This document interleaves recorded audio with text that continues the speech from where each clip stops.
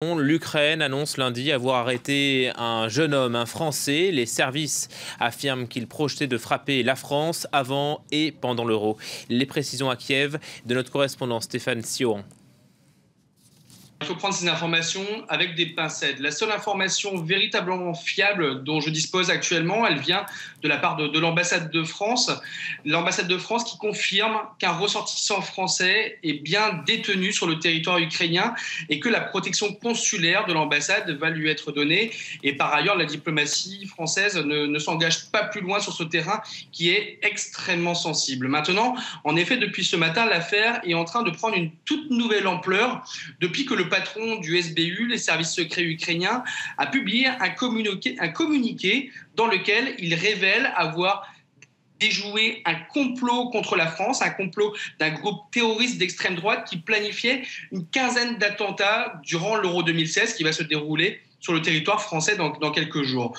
Mais justement, ce scénario est tellement cousu de fil blanc qu'il faut le prendre avec énormément de précautions. En effet, le communiqué évoque déjà le mode opératoire, les armes qui ont été interceptées, également les cibles sur le territoire français, les centres des impôts, par exemple, ou des lieux de la communauté musulmane ou de la communauté juive, un scénario tellement précis qu'il en devient un peu étonnant. Et en effet, nous, journalistes internationaux, travaillons en Ukraine depuis 2 ans dans un contexte de conflit.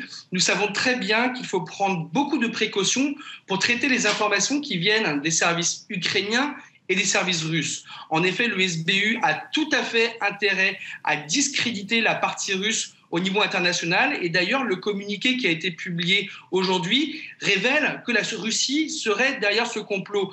Donc, en l'état actuel des choses, il faut faire très attention.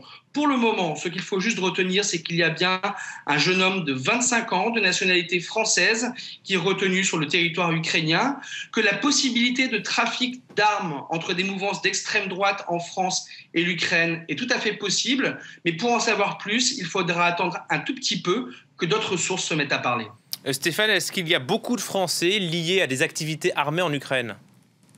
Oui, il en existe. On ne peut pas dire qu'il en existe énormément, mais depuis 2 ans, il y a eu une certaine forme de tourisme militaire qui s'est développé en Ukraine de l'Est, bien entendu, sur le terrain du conflit. Et des mouvances nationalistes et d'extrême droite françaises sont venus se battre comme combattants, comme mercenaires dans le Donbass, parfois du côté des séparatistes pro-russes, parfois du côté des bataillons volontaires ukrainiens. Et le dénominateur commun de ces combattants, c'est l'extrême droite. Maintenant, il est difficile de chiffrer ce phénomène. On peut peut-être parler de quelques dizaines de personnes. Qu'il y ait des possibilités de trafic d'armes, ce serait tout à fait imaginable. Maintenant, en l'état actuel des choses, rien n'indique que le jeune homme de 25 ans qui a été arrêté soit lié à cette mouvance.